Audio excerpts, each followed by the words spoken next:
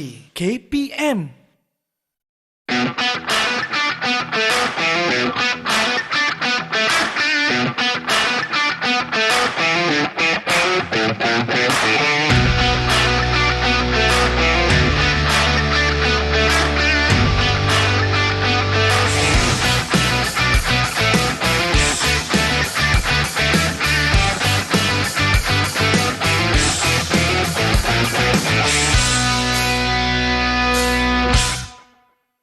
Kalau semua dah bersedia, jom kita mula. Okey? 1. Hers. Hers. 2. Hers. 3. Hers. Go backward. 1. Hers. 2. 3. Kenapa tak pergi lagi? Sebab salah. Salah? Ya. Habis tu yang betul macam mana? Yang betul macam ni. Ha.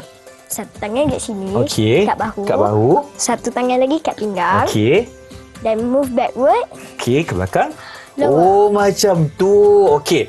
Nampaknya kan, Abang Irfan minta maaf lah. Abang Irfan ni tak pandai lagi. Apa kata kita panggil Sir datang sini? Boleh? Boleh? Kok kita panggil dia? Sir! Sir! Sir! Mana Sir? Mana Sir? Tolonglah Sir! Irfan dekat sini. Sir, mana Sir?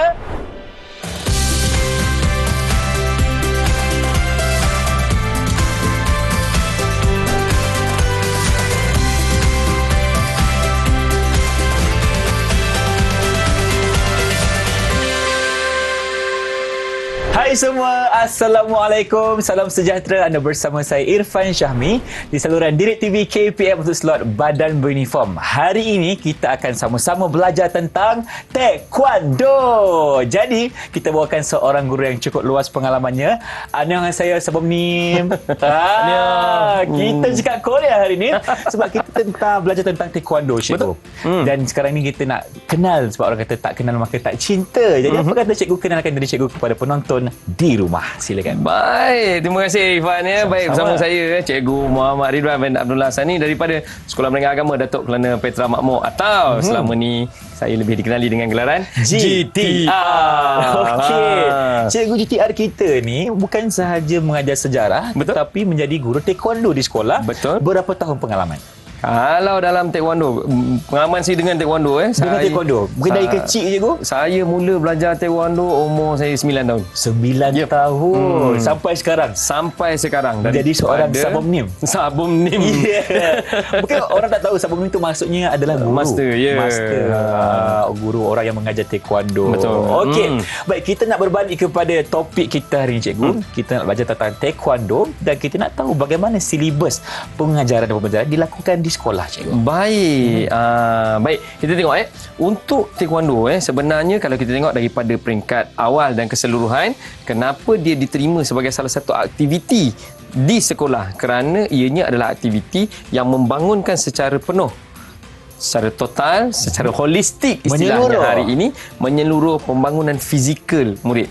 Dan pada masa yang sama di dalam pembelajaran taekwondo kita menekankan disiplin dan kebolehan mengikut arahan. Mengikut arahan. Dia sebab dia nak kena ikut arahan sabumnim tu, cikgu. Betul. Kalau tak ikut, kau kena rotan pula. Betul. Maksudnya, cikgu, apa yang dia ajarkan di sekolah ini adalah untuk membentuk murid-murid yang holistik. Betul. Dari segi fizikalnya, mindanya dan pelbagai lagi. Betul. Jadi, kita nak teruskan dengan perbincangan kita, cikgu. Okey, kalau di sekolah, apa yang kita terapkan, apa yang kita masukkan ke dalam jiwa anak kita? Baik, perkara yang pertama kalau kita tengok baik mana-mana aliran taekwondo, kita akan berpegang kepada tenet of taekwondo. So dia ada di situ perseverance, integrity dan beberapa nilai-nilai yang lain yang mesti. Dan kalau kita tengok di mana-mana pusat latihan, di mana-mana pusat latihan taekwondo, even di sekolah. Kalau di sekolah pun ketika mula saja latihan, di hadapan sekali kita akan ada bendera Malaysia. Jalur gemilang akan Betul. Jadi jalur gemilang di depan tu adalah bertujuan untuk bila masuk kelas, okey, carut. Mengata semua pelatih akan bersedia. Cungeh. Jadi hormat kepada bendera negara tersebut. Jadi ini menanamkan kecintaan kepada negara tersebut. Patriotisme. Mesti ini adalah perkara yang paling utama. Yang kedua, disiplin. Kalau kata kelas bermula pada jam 3 petang, 3 petang. contoh, pelatih mesti berada di situ selewatnya Ya. jam 2.30 petang. Mesti dah ada di situ. Oh, dah kena ada dah 2.30 tu. Mesti dah kena ada. 30 minit sebelum. 30 minit sebelum. Sebab yang pertama akan ada roster, akan ada jadual tugas, siapa yang akan menyediakan tempat latihan. Kena sapu, kena bersihkan sebelum dia punya sabun ni datang. Dan hierarki.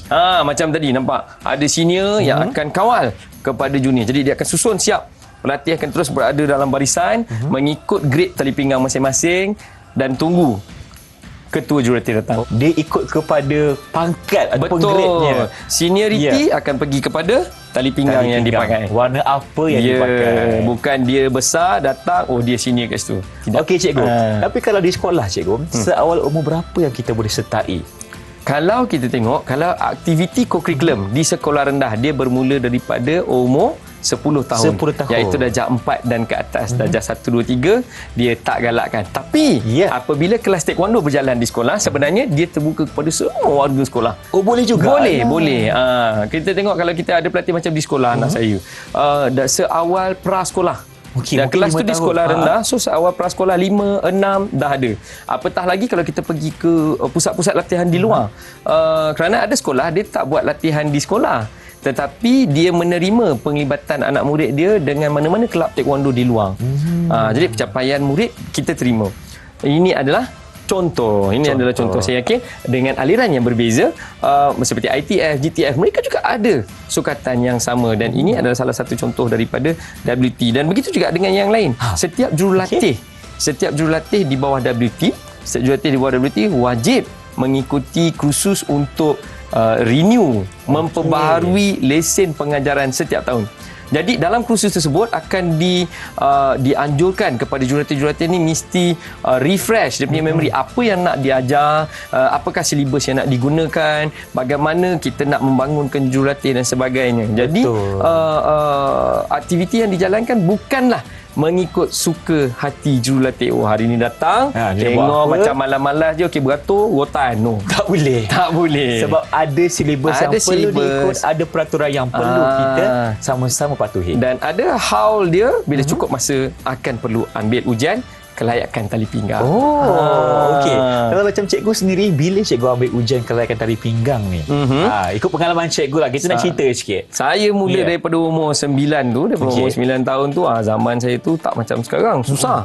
Dia tak banyak tempat yang menjalankan aktiviti taekwondo. Jadi saya berlatih waktu tu bercampur dengan ada pelajar sekolah menengah dan ada juga yang daripada luar yang dah 20 tahun, 23 tahun juga bersama-sama kami berlatih. Jadi waktu tu agak jarang. Saya ingat lagi setahun 2 kali je. 2 kali tu banyak dah tu. Kalau tak, kadang-kadang setahun sekali pun tak ada. Baik. Tapi sekarang kalau bila kita dah bangunkan dan kita tekankan di sekolah harus mempunyai sukatan dia, biasanya dia akan letak, kalau macam WT, menggariskan antara mesti berlatih sekurang-kurangnya 20 jam. 20 jam minimum 20 jam baru dia layak untuk ambil ujian kali pertama. Jadi kalau 20 jam kita ikut, katalah dia ada kelas 1 sesi seminggu, 1 sesi 2 jam. Jadi sebulan dia baru ada 8 jam. 3 bulan 8 kali 3 24 jam. Maksudnya lebih kurang 3 bulan sekali dia akan buat ujian. Okey, itu dari segi pengenalan kepada silibus yang dibawakan kepada sekolah-sekolah di Malaysia. Betul. Dan sekarang ini cikgu, kita nak bawakan 2 orang tetamu yang cukup istimewa. Murid-murid kita yang bernama Amran dan juga Rusdan, cikgu. Betul. Untuk sama-sama kita buat satu demonstrasi. Jadi, di manakah mereka? Silakan. Di atas sana ke? Oh, dah masuk. Assalamualaikum. Okey. Baik. Kita dah berempat di sini, cikgu. Kita dah buat apa ni? Baik. Dalam sukatan macam saya kata tadi, dia akan ada latihan untuk psikomotor yang memberi kawalan oleh otak kepada seluruh anggota badan. Jadi kalau kita tengok daripada asas tumbukannya dah cukup, otot-otot kecil semua kita dah buat. Kita mula daripada genggam. Okey, kita buat genggam. Mula genggaman tangan. Okey, tarik genggam bawah dan simpan. Baik. Hari ni kita nak buat asas bergerak. Asas bergerak. Baik, kita tengok. Okey, mula macam biasa. Shaw. Okey, Syarif. Cuy. Alright. Jumi. Baik. Bila dapat arahan, tarik kaki kanan ke belakang, tangan kiri, lower section block dalam kedudukan forward stand. Okey, ready, go. Up. Alright. Okey, daripada sini bila dapat kiraan, maju ke hadapan, satu langkah tumbuk ke hadapan. Baik, go 1. Gitu. Baik, daripada sini bila dapat arahan, bergerak ke belakang dalam kedudukan forward stand, tangan menangkis ke bawah, lower section block. Go 1. Okey, 2, 3. Baik, daripada sini Ya. kita tambah sikit lagi. Tambah sikit? Sebab tali pinggang dia dah tinggi kan. Ha. Ini asas bergerak yang paling bawah Okey. ni. Baik, kita tambah. Selepas ni, bila dapat arahan, bergerak ke depan, front kick, single punch. Sudah. Baik. Saya tak tahu ni macam mana. Bergerak ke depan, Okey. front kick, single punch. Baik, ready, go 1. Okey, 2. Wah. 3. Baik. Kali ni kita tukar dia punya kedudukan kuda-kuda Tukar pula. Okey. Sekarang kuda-kuda ke hadapan. Kita buat kuda-kuda belakang pula. Baik. Move backward, back stand. Kuda-kuda belakang dan lower section block. Okey, baik. Sedia, go 1. Back stand. Okay, back stand. Kaki L shape. Okey, go 2. Okey, 3. Okey, paruh. Okay, Shaw. Salute. Cuy. Kamsahamnida. Kamsahamnida.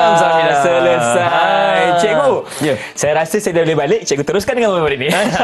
Sebab ini merupakan satu pembelajaran yang baru bagi saya. Sebab bagi saya, cikgu, kita menekankan aspek psikomotor. Betul. Apabila mereka ini ada pergerakan yang perlu dibuat dan mereka perlu fokus. Betul. Dan mendengar arahan. Betul. Ya. Apakah jadi cikgu? Okey, kalau di kelas cikgu lah. Kalau murid-murid ni dia tak dengar arahan, apa yang cikgu akan buat? Perkara pertama mesti kita denda lah. Denda. Mesti kita denda lah. Okey. Mesti denda punya. Sama ada denda itu secara luar atau ianya denda secara fizikal yang memberi impak positif pada dia. Ya. Kita Okey. bukan dera dia. Bukan dera. Ah. Untuk membantu dia perkukuhkan lagi latihan selepas itu. Betul. Baik. Okey, nampaknya itulah dia pengenalan bagi silibus yang dibawakan dalam akademik kita di Malaysia. Jadi kita akan berhenti berehat seketika. Teruskan bersama kami dalam Didik TV KPM selepas ini. Didik TV KPM. Didik TV KPM. Kembali menyaksikan Badan Uniform Didik TV KPM untuk Sukan Taekwondo bersama dengan saya Irfan Syahmi dan juga Cikgu GTR. Okey, untuk segmen kali ini cikgu, apa pun yang kita nak belajar? Rasanya tentang asas Taekwondo. Betul ke? Betul. Okey. Jadi untuk asas cikgu, ada berapa pergerakan, apa yang kita patut tahu dan sebagainya. Silakan. Baik, sebenarnya dalam asas taekwondo, perkara yang paling utama adalah memastikan kelenturan dan kawalan kepada otot.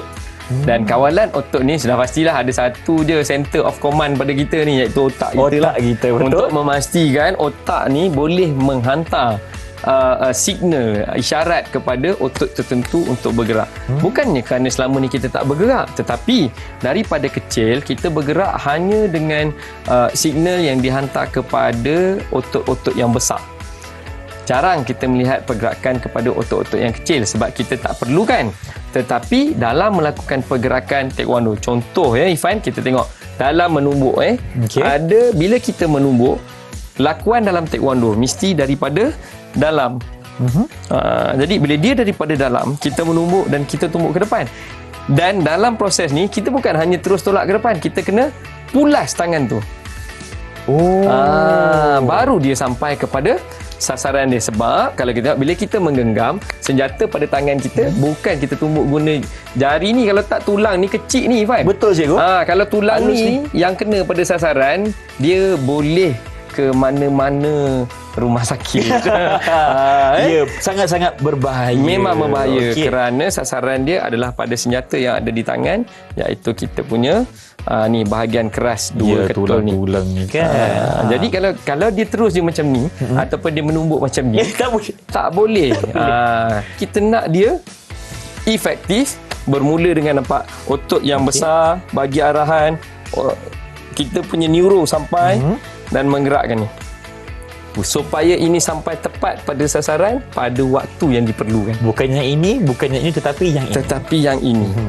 Itu untuk tumbukan. Macam tu juga kalau kita buat tangkisan. Asas tangkisan. Baik. Kalau sekadar kita nak tumbuk. Okey, mari Irfan kita cuba. Okey, Kalau okey. Irfan luruskan tangan dengan saya. Kan? Okey, kalau tumbuk. Kalau sekadar biasa. Boleh je nak Tangkis tepi. juga tu. Tangkis juga. Ya. Boleh. Tetapi bila dalam taekwondo kita gunakan ada titik mula dan Okey. kita berakhir. Bukan sekadar kita pergi. Tak, tetapi juga kena Habiskan. pulas tangan tu pergi. Kena pusing kan cikgu. Ya. Jadi dari sini dia akan pergi tengok daripada sini. Nampak dah tumbuk macam tu. Dia kena macam ni. Dia Ya. tumbuk lurus. Yang ini baik. dia punya sasaran. Yang ini dia punya sasaran Okey. menumbuk. Okey. Jadi bila kita tangkis, kita akan pergi twist. Pusing. Okey. Kalau kita tengok ada dua. Kalau kita ambil dua, contoh parang lah contoh. Baik. Okey, ni mata parang, ni mata parang. Dan kita letak dia kena tepi parang macam tu. Tidak menimbulkan kecederaan. Betul. Jadi kedua-dua pun tak ada rasa apa-apa. Yang tumbuk pun tak rasa dia kena tangkis, dan yang menangkis tidak efektif tangkisan dia. Tapi kalau kita pergi mata parang, berjumpa dengan mata parang macam ni, kita tengok siapa yang akan musnah dahulu. Ya. Tapi mula terfikir, habis kalau dia jumpa dua-dua, siapa musnah dulu, nanti yang tangkis musnah macam mana? Kan? Itu sebab kita pulas. Oh, Itulah dia punya art. Martial art tu Seni itu dia. seninya yang telah dibangunkan. Ini bukan cakap suka-suka. Benda ni telah dibangunkan beribu tahun dulu. Orang-orang yang lama ni dia bangunkan taekwondo ni, dia dah buat itu sebab kena buat lakuan tu dengan betul. Dan untuk dapat lakuan dengan betul ni, bukanlah belajar macam ni saya tunjuk Irfan, balik nanti sampai dekat bawah. Tunggu. Ya Allah, tak boleh. Tak. dia banyak cikgu latihan yang perlu dibuat sebelum itu. Betul. Jadi untuk jadikan benda ni, kita buat latihan tu berulang-ulang daripada dia seorang menggunakan lakuan yang betul sehingga dia berlatih berpasangan, tepat pada masanya, tarik, tumbuk, tangkis, tarik, tumbuk, tangkis, sehingga lakuan ini kekal di dalam medulla oblongata dia. Jadi walaupun dia baru bangun tidur tengah menguap, orang datang tumbuk, terus boleh Dia bertangkis. kerana ini adalah tindak balas yang telah jadi satu mode. Dah di-set dekat dalam otak dia. Ini dia punya defense mode.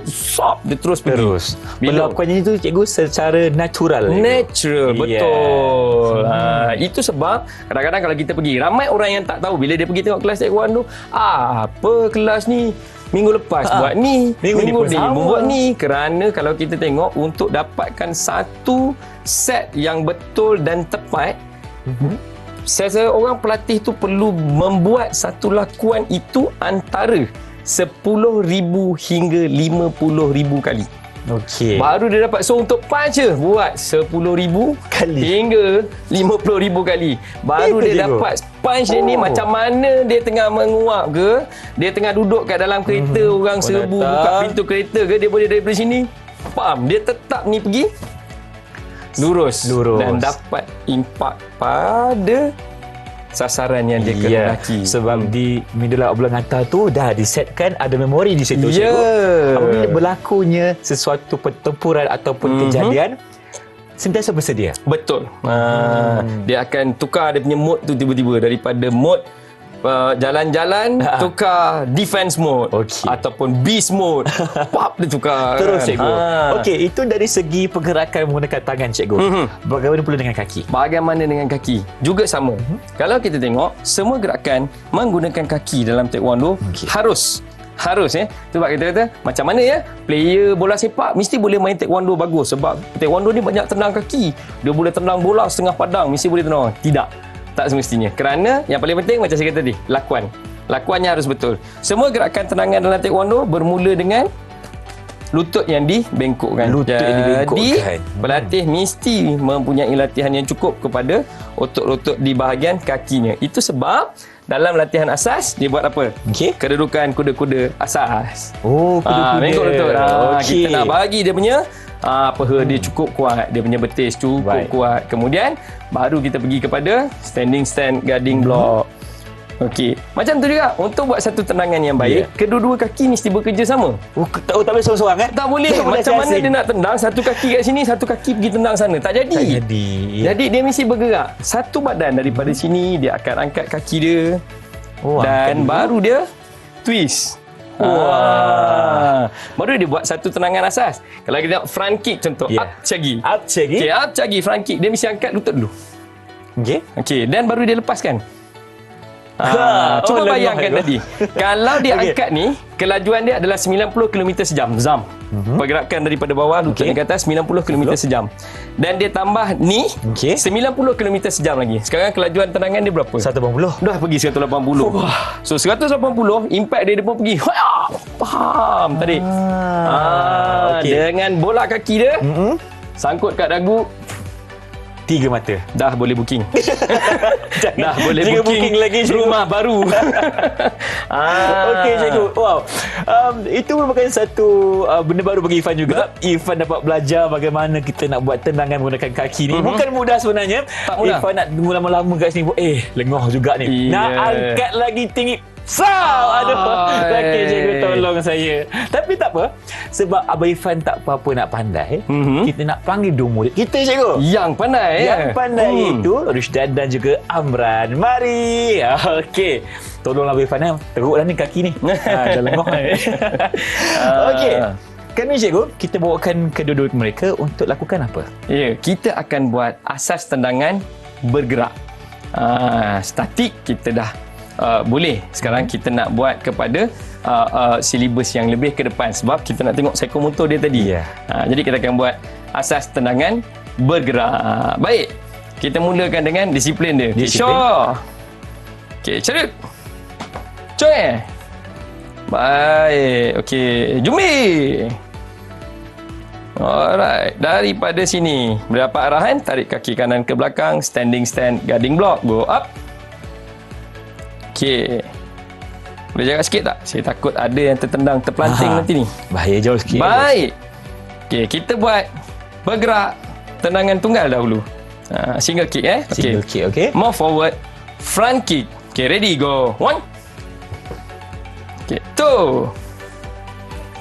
3. Baik, zero trust. Okey, pusing belakang. Alright, go. 1. Jauh sikit. Okay. 2. 3. Zero trust. Baik. Sekarang Ya. itu baru tendangan tunggal. Okey, single kick. Baik, itu baru single kick. Tendangan tunggal, single kick. Jadi dia baru asas kepada psikomotor tadi. Dia buat tendangan biasa. Okey. Sikit je. Sikit je.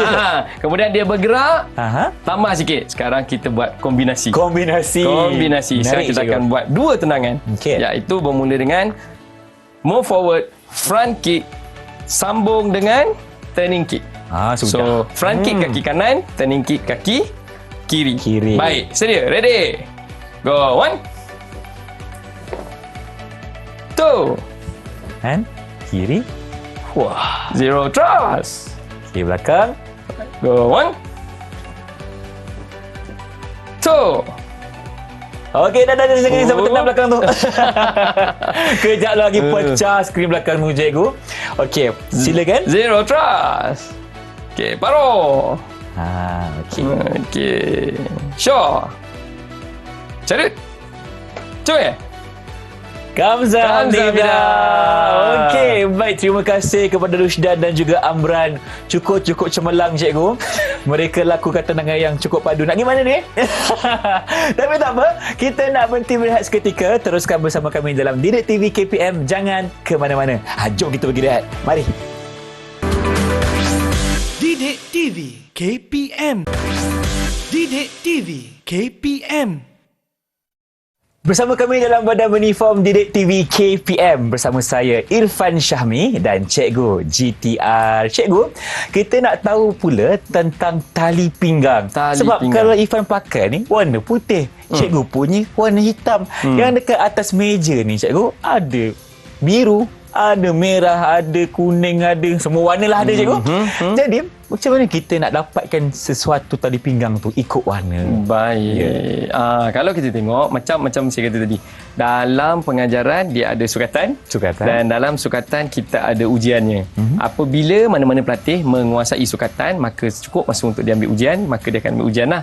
Dan sudah pasti satu perkara yang jadi sasaran kepada pelatih-pelatih sudah pasti adalah apa yang nak dicapai selepas menguasai sesuatu sukatan. Jadi kita jadikan dia tali pinggang sebagai aras kepada dia. penguasaan kepada pelatih-pelatih kita.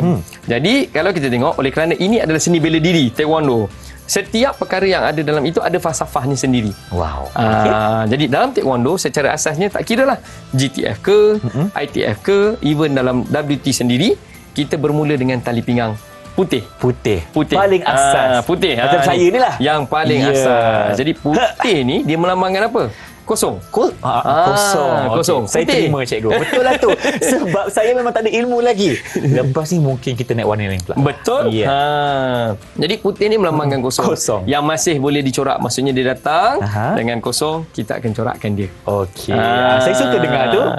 Maksudnya ada matlamat cikgu. Ada matlamatnya untuk dicapai. Jadi setelah menguasai satu kumpulan silibus, dia akan ambil ujian dan jika lulus dia akan pergi ke tali pinggang seterusnya. Kuning. Okey. Kejap. Untuk yang warna putih ni cikgu, untuk pergi kepada ujian cikgu cakap tadi tu, berapa lama tempohnya? Biasanya kalau kita tengok, kalau ambil contoh WT punya sukatan, dia menetapkan antara 20 hingga 24 jam latihan. Jadi 20 hingga 24 jam latihan ni dengan mengambil kira 2 jam seminggu, maka kita akan habiskan dalam tempoh lebih kurang 3 bulan. 3 bulan untuk pindah ke belum pindah lagi, kita nak ujian lagi. Maksudnya dia mesti dah berlatih selama 3 bulan tu, baru dia layak untuk ambil ujian. Okey. Dalam ujian tu apa yang akan berlaku? Kalau kita tengok sukatan tali pinggang putih, dia akan belajar semua yang asas tadi, daripada asas tumbukan, daripada asas tangkisan dan asas tendangan. Saya risau cikgu jauh sikit. Kalau dekat-dekat saya risau juga. Okey, itu untuk tali pinggang putih. Sebelum dia nak ambil exam, dia kena kuasai ke semua asas tadi. Okey, apa antara kejadian ataupun kesilapan yang berlaku menyebabkan dia tak boleh pergi ke tandingan seterusnya, cikgu? Ini perkara yang paling penting. Sebenarnya kalau kita tengok hari ni, di sekolah kan kita sebut tentang PBS, pentaksiran berasaskan sekolah. Sebenarnya dalam aktiviti co-curriculum telah melaksanakan PBS sekian lama. Kalau kita tengok, kita ambil contoh dalam taekwondo, dalam seni bela diri, 40% penilaiannya adalah daripada penguji luar yang akan datang ketika ujian kelayakan tali pinggang berlangsung. Lagi 60% adalah penilaian daripada jurulatih sendiri, iaitu dari aspek kehadiran, disiplin dan segala aspek yang ada berkaitan dengan teknik of taekwondo tadi. Dia punya perseverance, dia punya semangat tidak menyerah kalah, integritinya datang. Itu sebab kita ada rooster, jadual bertugas datang. Hari ni siapa yang sediakan tempat latihan. Kemudian dah habis, kumpulan mana yang akan kemas pusat latihan hari ini, dan minggu depan kumpulan yang lain dan seterusnya. Itu semua markah, cikgu. Itu semuanya markah. Kemudian kita tengok bagaimana dia punya performance dalam latihan. Kemudian barulah dia kena buat, dan dia kena buat apa yang kita buat tadilah. Semua tadi dia akan nilai tumbukan dia sejauh mana dia menguasai tumbukannya. Okey, sekiranya murid tersebut dah lulus, dah lepas ujian tali pinggang putih tadi, dapat pula tali pinggang kuning. Okey. Betul. Untuk kuning ke warna seterusnya tu, apa yang akan berlaku dan berapa lama tempohnya? Untuk tempoh daripada putih sampailah ke merah 2. Dia semua tali pinggang. Kita ada putih, kita ada kuning, kita ada hijau, kita ada biru, merah, kemudian baru dia boleh ambil tali pinggang hitam. Sekiranya dia di bawah 15 tahun, kalau ikut WT, dia perlu pakai PUM. Nama dia PUM. PUM tu adalah tali pinggang merah hitam. Macam yang ada kat atas meja tu. Yang ini Ifatul angkat itu. Okey. Merah hitam. Samalah macam adik Rusdan dengan Amran tadi. Betul. Jadi di bawah 15 tahun dia tak boleh pakai penuh macam saya ni. Dia tak hitam semualah. Tak boleh. Dia adalah junior.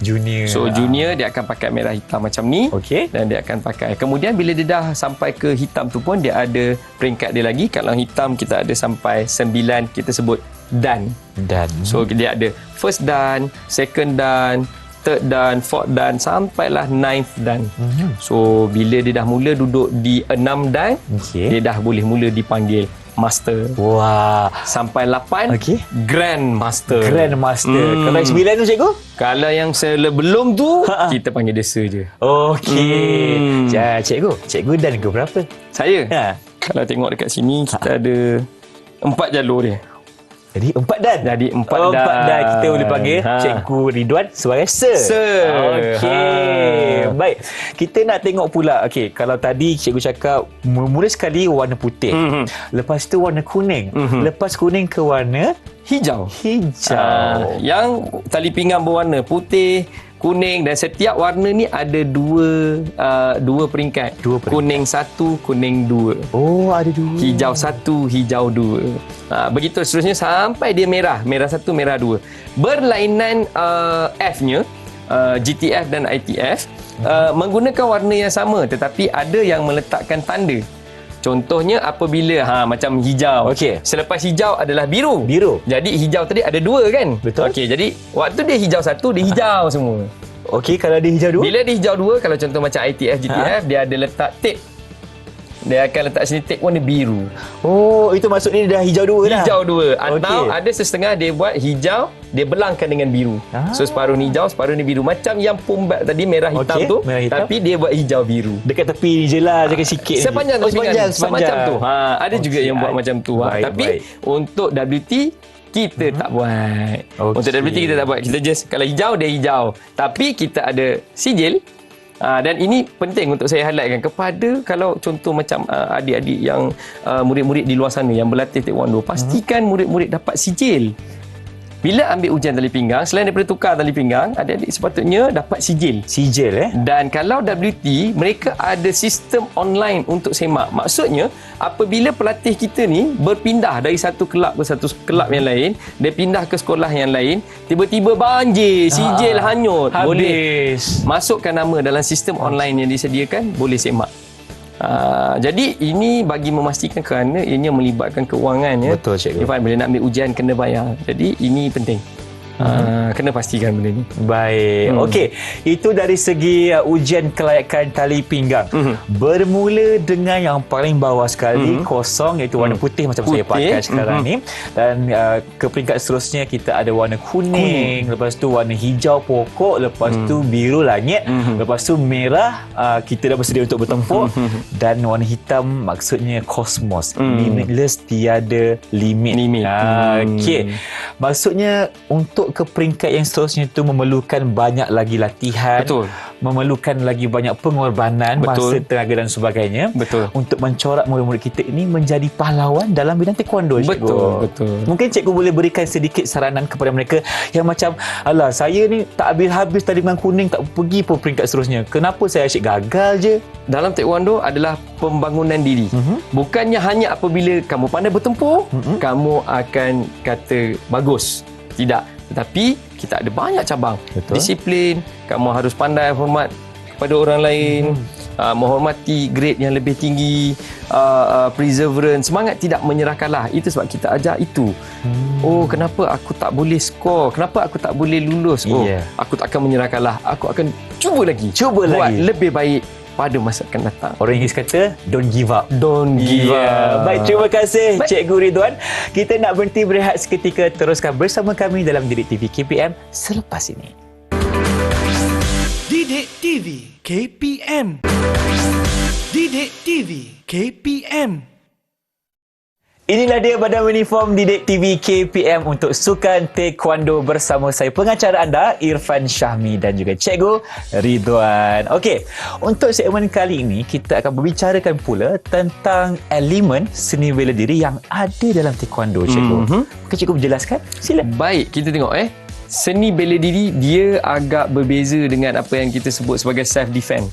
Self defense ni kita nak tanya dia, orang kata macam-macam cara boleh guna untuk self defense. Contohnya macam ada yang simpan pepper spray. Ya, betul. Simpan pepper spray, simpan perenjat kan. Jadi itu adalah self defense. Pertahankan dia diri. Mempertahankan diri. Jadi kata alah setakat macam ni tak payah belajar pun boleh buat. Tapi elemen seni mempertahankan diri itu melibatkan teknik-teknik tertentu yang meminimumkan effort dan menghasilkan impak yang paling maksimum. Paling maksimum. Contohlah, contoh Irfan kalau kita tengok contoh, cuba Irfan pegang tangan saya. Okey. Okey, pegang. Guna tangan kanan ni, Irfan. Guna tangan kanan. Tangan kiri memang senang nanti. Okey. Kalau kita guna tangan kanan, okey, nampak tangan Irfan punya besar. Kan, bila Irfan pegang. Jadi kalau pegang kuat-kuat Irfan. Jadi biasanya kalau orang kena pegang ni, kalau kita tarik dan sebagainya memang tak lepas. Kalau besar macam ni Irfan, memang tak lepas. Tetapi dengan menggunakan teknik, dia akan jadi paling senang. Pegang kuat-kuat Irfan. Pegang kuat. Kita tengok dia akan pergi. Macam mana cikgu boleh lepas? Macam mana boleh lepas? Itu nama dia teknik. Kalau kita pegang pegang. Kita tarik. Saya tak lepas. Tak lepas. Tapi bila teknik tak perlu. Saya pegang kuat ni. Kuat macam tu. Pegang kuat Pergi. Okey, kita just pergi. Terlepas. Wah. Jadi ini adalah elemen seni bela diri dalam pengajaran mana-mana seni bela diri. Jadi setiap seni bela diri ada keistimewaan dia masing-masing. Betul. Ada teknik dia masing-masing. Dalam taekwondo kita gunakan rotation atau putaran dan asasnya adalah pada psikomotor dan pergerakan kepada biomekanik. Jadi semuanya benda boleh diukur. Macam tadi kita mudah aja, kita hanya pusing bila orang pegang, kita pergi kepada di mana bahagian yang loose. Kalau kita pergi kepada bahagian yang penuh memang tak lepas tangan tu. Tapi bila kita pergi bahagian yang loose, ya ada ruang kat situ tu. Tapi kalau kita dalam keadaan penuh macam ni tak lepas sebab tangan kita besar. Jadi kita akan twist dan dapatkan kedudukan dia. Pusing untuk dia lepas. Keluarkan. Baguslah teknik cikgu ajar ni. Ini barulah nama dia teknik untuk self defense tadi. Tapi elemen seni mempertahankan diri akan mementingkan kepada masa tindak balas, ketepatan serangan dan sejauh mana serangan tersebut efektif. Baik. Jadi kita dalam pembelajaran taekwondo kita ada beberapa kaedah. Kita ada beberapa teknik yang kita ajar. Kita panggil sebagai 3 langkah tarung dan 1 langkah tarung, ataupun kita sebut sebagai 1 step sparring dan 3 step sparring. 3 step sparring adalah asasnya. 1 step sparring adalah level yang lebih tinggi, advance sikit. Baik. Untuk kita nak tengok tu, mari kita jemput adik-adik kita tengok. Yang dua orang tadi tu. Boleh. Ya, kita jemput dia, kita tengok. Rusdan dan Amran. Sila. Okey, kita nak tunjukkan demonstrasi bagi 1 kali tarung dan 3 kali tarung, cikgu. Mungkin kita buat satu. Sebab Sebab dia dah pumbel. Takkan nak buat yang asas kan? Kita buat yang lebih advance. Baik. Kita mulakan. Dan sudah pasti dalam pembelajaran taekwondo, sekali lagi kita pentingkan kepada adab dan disiplinnya. Betul, baik, cikgu. kita mulakan ke hadapan Shaw. Okay, Syarif.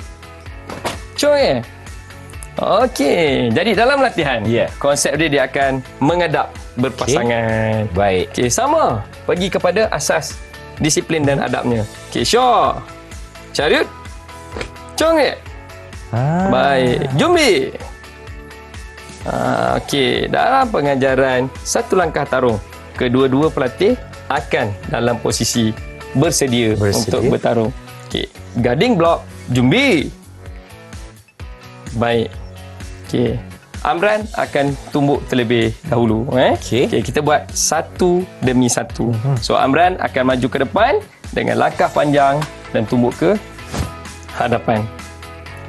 Baik, dan Rusdan akan terus kepada tangkisan yang pertama. Baik, sedia Rusdan dan Amran? Okay, ready, go. 1. Baik. Dalam kedudukan macam ni, nampak dia akan terus kepada serangan, menepis serangan yang sampai dan melancarkan serangan balas pada masa yang sama. Di leher tu, cikgu. Ya, dia akan terus kepada sana. Okey, jadi dalam pada dia menepis serangan dan melancarkan serangan balas pada masa yang sentak, ini kita panggil counter attack. Counter attack. Dalam taekwondo semuanya adalah dalam bentuk counter attack. Dia tidak ada counter and run. Tak ada. Kita counter attack terus. Counter attack. Jadi ini baru langkah yang pertama. Baik. Kemudian sekarang dalam keadaan macam ni, serangan akan diteruskan kepada yang melakukan counter. Baik. Okey, pergi serangan kedua, elbow. Okey, dan yang ketiga, hammer fist atas muka. Terus. Tepat di muka. Memang terus sasaran dia. Suka ke? Dia orang terus atas muka.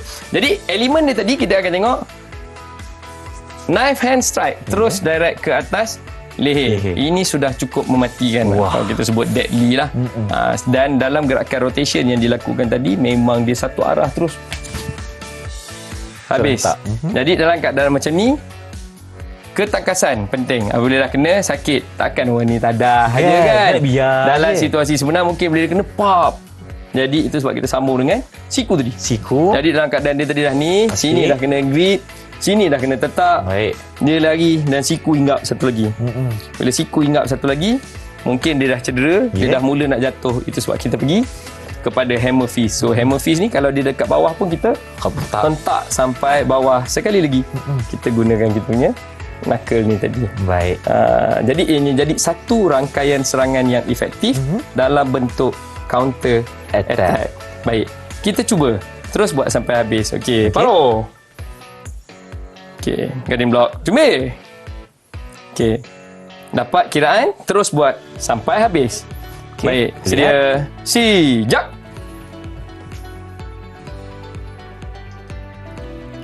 Paro. So ini adalah satu langkah tarung yang pertama. One step sparring. Ini one step sparring yang pertama. Kalau dalam sukatan kita ada 10. Ada yang 10. perlu dikuasai oleh semua pelatih kita menjelang pum belt dia. Untuk dia ambil pum belt, dia perlu boleh buat daripada nombor 1 sampai nombor 10. Dan 1 sampai 10 bukan hanya pada tangan dan bukan hanya pukulan atas, juga termasuk kepada jatuhan dan patah. Jadi latihan yang dijalankan harus menepati piawaian dia tadi, mesti selamat. Betul. Tapi dalam situasi sebenar, gunakan sebaiknya. Tapi cikgu, untuk melakukan sparring tadi tu, mereka kena pakai protector ke cikgu? Tak. Oh, tak pakai. Yang ini memang self defense secara penuh. Jadi dia tidak memerlukan pelindung tubuh, tetapi hanya perlukan keadaan yang selamat untuk dia berkomunikasi di antara dia. Itu baru satu. Itu baru satu. Baik, ini satu langkah tarung, elemen martial art. Selain daripada itu, untuk mereka yang dah berada di pumbat, mereka juga perlu buat self defense, antaranya macam yang saya buat dengan Ifan tadi. Begitu juga dengan pukulan yang dibuat seperti gerakan daripada belakang. Okey, tangan jatuh Amran. Okey, pegang bahu dia. Ini perkara yang biasa. Betul. Jadi berlaku. Jadi ini memang dimasukkan dalam latihan. Orang pegang macam mana nak lepas. Orang pegang kat sini. Orang pegang satu tangan, orang pegang kan. Macam mana nak lepas. Jadi antara yang pelajar akan buat adalah dengan angkat tangan dan pusing ke belakang, tolak tangan dia terus paut bahu. Tolak dua-dua tangan sekali cikgu. Yes. Dan naik semula siku ke sana. Boleh. Kali dia takut dah. Kalau dia nak buat jatuhan pula. Okey. Cuba pegang sekali lagi, Rushdie. Saksikan. Kali ni dia akan melangkah, kaki kanan dia akan pergi ke sebelah kaki Rushdie dengan tangan angkat sama macam tadi. Okey. Teruskan Amran. Terus. Okey. Maka dia akan jatuh. Paut dengan kaki dekat belakang. Tarik. Terseksa nampak tu. Memang siapa tu kacau orang. Baik, lepas tangan.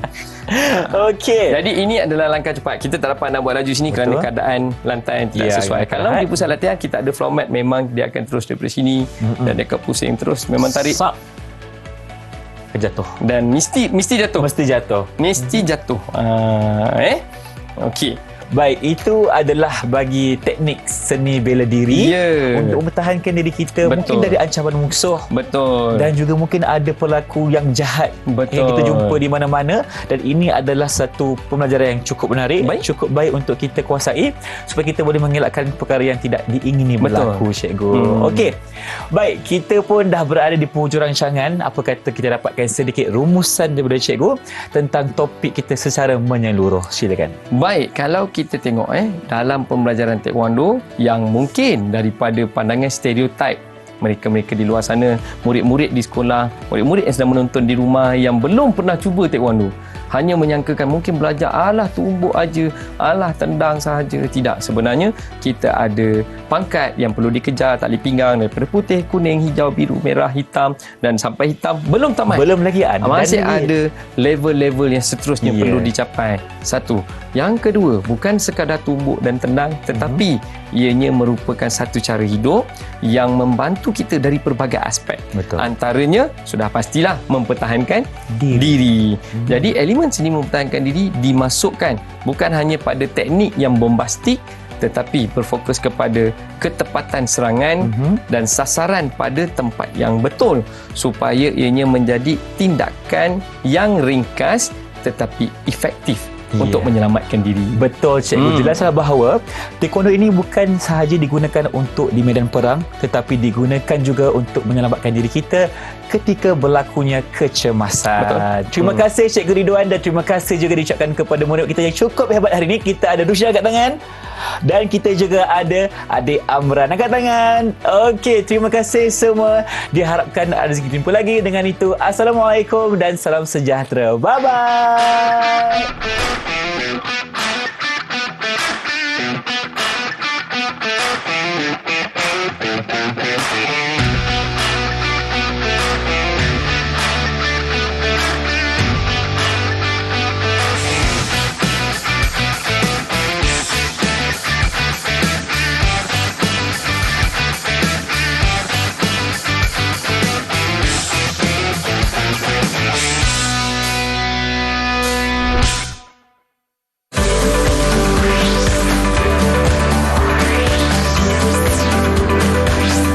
Didik TV KPM